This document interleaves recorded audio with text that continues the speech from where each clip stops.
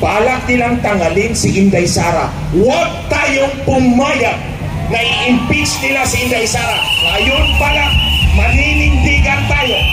Inday Sara Duterte! At pinapakita ko sa inyo na hindi ako takot tawagin drug addict at drug pusher si Marcos Jr. at si Lisa Marcos.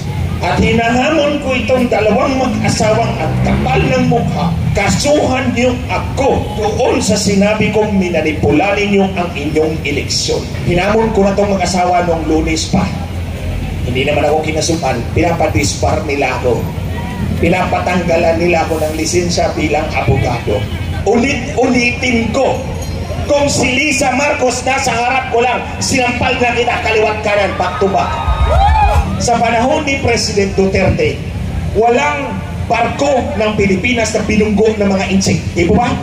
Walang naputulan ng daliri. Pero ngayon, bakit payulente ang mga insik sa atin? Hindi yan dahil galit sila sa Pilipino. Personal na galit nila yan kay Marcos, si Pastor Kibuloy at SMNI. Nung panahon ng kampanya, tinulungan nila. Ito lang yung mainstream media na tumulong sa kanila, gumastos para sa kanila. Anong ginawa nila ngayon? Pinayor din nila si Pastor Kibuloy at ang Kingdom of Jesus Christ.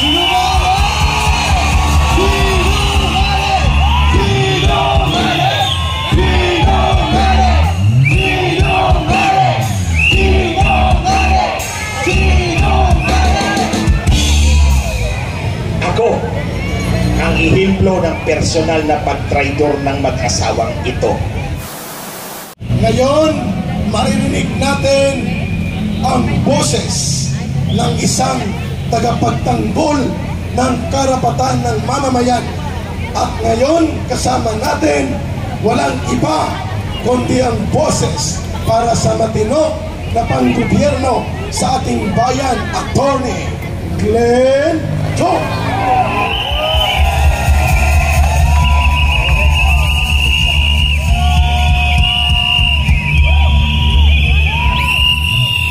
Magandang gabi po sa inyong lahat. If I will describe Mr. Marcos in a few words, that would be, Ate Mawi, do not trust a Marcos. Do not trust with your life. Do not trust with your wealth. Do not trust with your future. Do not trust with your collective political power. Dahil uhaw na uhaw ang mga Marcos na yan ng kapangyarihan ng taong bayan. Hindi yan aalis. So I'll take up from yung sinabi ni Maestro Kaado Paglinawan, yung giyera ni Marcos. 6 years akong nakakatrabaho ang mag-asawa. Nagtrabaho ako sa kanila na walang bayad kahit piso. Dahil naniwala ako na tinaya sila ni Smartmatic noong 2016. Doon sa pakikipagtrabaho ko sa kanila, nalaman ko, personal knowledge ko yan, na tinutulungan sila ng gobyerno ng China. Tinutulungan sila. Yung ambassador dito, yun ang point man ng Chinese government para tumulong sa kanila. So nagbuo si Lisa Marcos ng kumpanya na China-Philippine United Enterprise. Lahat ng mga inchik na papasok na negosyo dito sa Pilipinas, dadaan doon sa kanila at kikita sila ng komisyon. Tinulungan sila. Nung nanalo na, nga pala doon sa opisina ni Lisa Marcos, may Philippine flag ditong malaki, may Chinese flag dito sa kabila. Sa opisina yan ni Lisa Marcos. Dumadaan ako doon palagi. So, nung nanalo na, lumuhod agad si Marcos sa Estados Unidos. Kumbaga, sinaksak niya sa likod ang mga insek na tumulong sa kanila sa 6 na taon. Kaya ayan, nagwala ang mga insek. Galit na galit sa kanila dahil sobrang traidor ang mag-asawang ito. Kaya kung makita ninyo mga kababayan, sa panahon ni President Duterte, walang barko ng Pilipinas na pinunggo ng mga insek. Di ba? Walang naputulan ng daliri. Pero ngayon, bakit violente ang mga insect sa atin? Hindi yan dahil galit sila sa Pilipino. Personal na galit nila yan kay Marcos. 6 na taon kaming tumulong sa'yo, tapos trinaydor mo kami. That's one story of betrayal. Pangalawa, si Pastor Kibuloy at SMNI. Nung panahon ng kampanya, tinulungan nila. Ito lang yung mainstream media na tumulong sa kanila, gumastos para sa kanila. Anong ginawa nila ngayon? Trinaydor din nila si Pastor Kibuloy at ang Kingdom of Jesus Christ.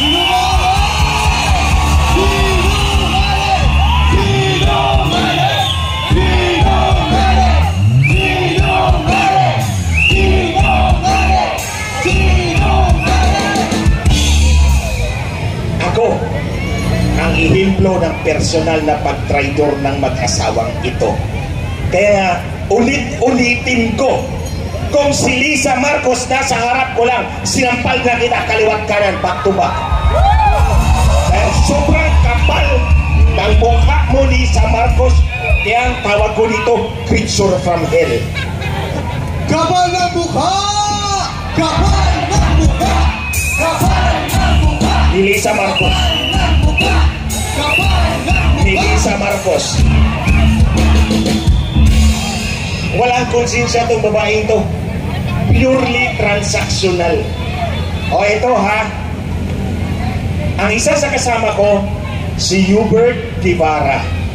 Kasama ko yan sa grupo namin doon. Nagsilpi sa kanila ng 6 na taon. Alam nyo, pinakuha niya ng private jet sa Davao. Kasi si Hubert Guevara naglalaro ng football doon sa Davao. Pinakuha ni Lisa Marcos ng private jet para dalhin sa Malacanang at ipresenta kay Bongbong Marcos, ito yung Senior Deputy Executive Secretary mo.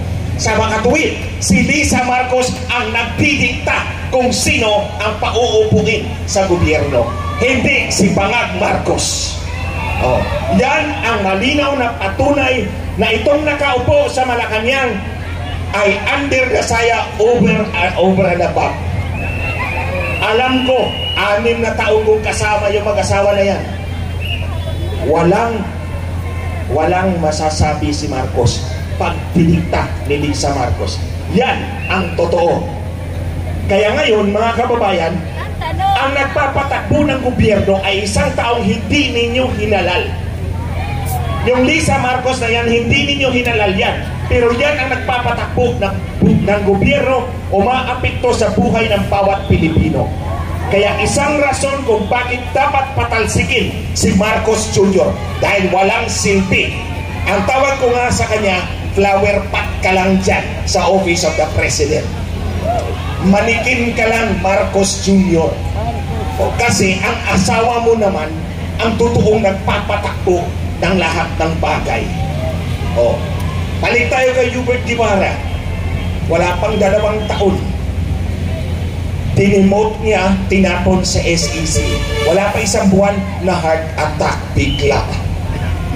You see? For me, that's another act of betrayal.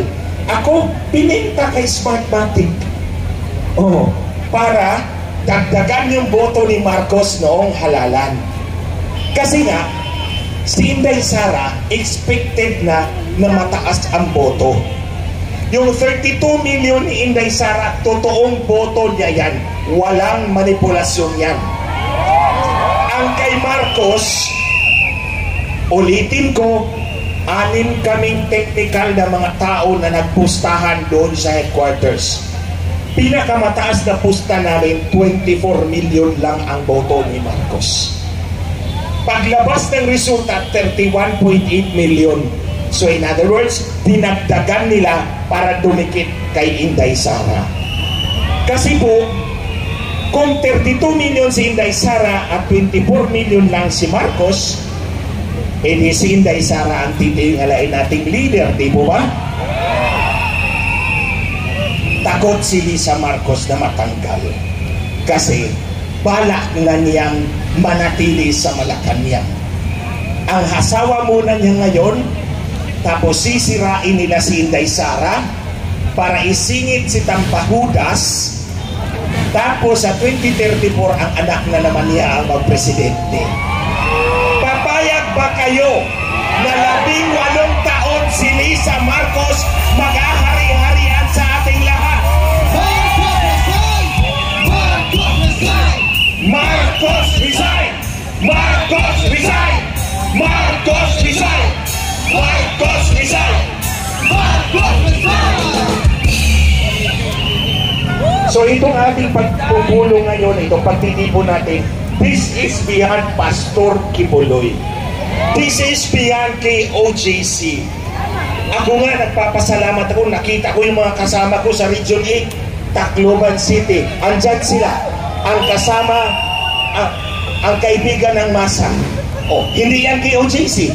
Hindi yan Pastor Kibuloy. Ordinaryong Pilipino yan na gustong lumaban para sa kinabukasan ng bawat Pilipino. Yan. That's the reason why we are here. I am not here. I am here dahil may issue tayo kay Marcos. Totoong issue na apektado ang lahat ng Pilipino. Una, minanipula ni Marcos ang kanyang eleksyon. Pakikipagkonsabahan, nasa affidavit ko yan ha, sinumpaang salaysay yan. Si Roger Alejandro Piñati Martinez. Sino ito? Presidente ng Smartmatic. Anong nangyari? Kinasuhan sa Florida ng bribery, violation of the Foreign Corrupt Practices Act. 25 years ang kulong niyan. Ang kakunsaba ni Lisa Marcos kinasuhan ngayon sa Amerika. Oh. Ngayon, mamanipulahin nila, balak nilang tanggalin si Inday Sara. Huwag tayong pumayag na i-impeach nila si Inday Sara. Ngayon pala, maninindigan tayo. Inday Sara Duterte! Inday Sara Duterte! Inday Sara Duterte! Again, this is also beyond Inday Sara. Tandaan ninyo mga kababayan, si Inday Sara lang ang tanging lehitimong hinalal ng taong bayan. Kasi ang boto niya hindi pinanipula. Hindi tulad ni Marcos na manipulado ang kanyang boto. Kaya we have to rally behind the true leader of this country. Si Marcos, impostor lang yan. Kaya nga hinahamon ko itong mag-asawa, sobrang kapal ng mukha ng mga bangag na ito. Yung lalaki, national drug addict. Yung babae, national drug pusher. At pinapakita ko sa inyo na hindi ako takot tawagin drug addict at drug pusher si Marcos Jr. at si Lisa Marcos. At hinahamon ko itong dalawang mag-asawang at kapal ng mukha. Kasuhan niyo ako doon sa sinabi kong minanipula ninyo ang inyong eleksyon. Sige, hinamon ko na itong mag-asawa noong Lunes pa. Hindi naman ako kinasukan, pinapadispar nila ako. Pinapatanggalan nila ako ng lisensya bilang abogado. At 3 na po yung disbarment ko, may pang-4 pa. Yung 3, nauna, nung nagsalita ko sa may isong rally. Yung pang-4 dahil sasampalin ko raw si Lisa Marcos. So sabi ko kay Lisa Marcos, sige, pag sinagot ko yung pang-4, idetalye ko doon kung paano mo minanipula ang Korte Suprema. Sige. At ito, ang kakonsabo ni Lisa Marcos, bago to ha, bago to. Ang kakonsabo ni Lisa Marcos na manipulahin ang Korte Suprema ay si Justice Lucas Bersamin, yung Executive Secretary ni Marcos. Ngayon ko pa lang yan pinangalanan para palapit na tayo dyan. Si Chief Justice Lucas Bersamin, ang Chief Justice ng Korte Suprema, si Lisa Marcos ang kakonsaba on the other hand. para manipulahin ang desisyon ng Korte Suprema at paupuin si Marcos bilang Vice President doon sa protesta niya. O sige, subukan mo, Lisa Marcos. Ididetalye ko yan at malalaman niya ng buong sambayan ng Pilipino kung gaano ka kakarapal at gaano ka kauhaw sa kapangyarihan. Natalo na ngayong asawa mo, minamanipula mo pa na makaupo. Yan ang totoo. Siyempre, alam ko yun dahil ako ang inutusan niya. So, I'm right in the center of it all. Ang problema lang ni Marcos, hindi niya ko kayang bayaran at hindi niya ko kayang takutin. Tandaan niyo mga kababayan, lahat ng taong may puso, may kaba. So huwag mo akong takot-takutin dahil may puso ka rin at may kaba ka rin.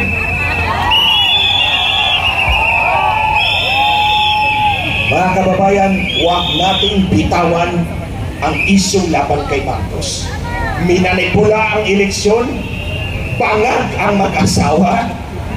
Ayaw natin na drug addict ang mangumulo sa atin. Gusto nyo ba yan?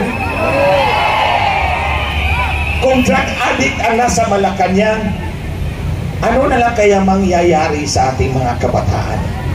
Sa inyo at sa atin. Anong kinabukasan meron tayo kung pangunguluhan tayo ng mga walang matino na utak? At totoo nga, personally, walang matino na utak si Lisa Marcos at si Bongbong Marcos. Take it from me, kasama ko sila ng 6 na taon. Kaya mga kababayan, ito ang issue natin laban kay Marcos. Itong pagluhod-luhod niya sa Amerika, dahil natakot siya, natatanggapin siya ng mga Amerikano. Palagi niyang sinasabi sa amin dati, the Americans removed my father. That's his deep-seated insecurity. Sa pagluhod-luhod niya sa Amerikano, we provoke China. Pero may interes si Marcos. Kapag magkagulo, he will declare emergency rule, walang eleksyon, Marcos pa rin. So ganyan mga kababayan ang kalkulasyon ng mga pak na ito. Kaya manindigan tayo, dalhin natin ang ating mga kababayan, mga kamag-anak dito para dumami tayo at sa tamang panahon, pawiin muli natin ang kapangyarihang minanipula. Maraming salamat.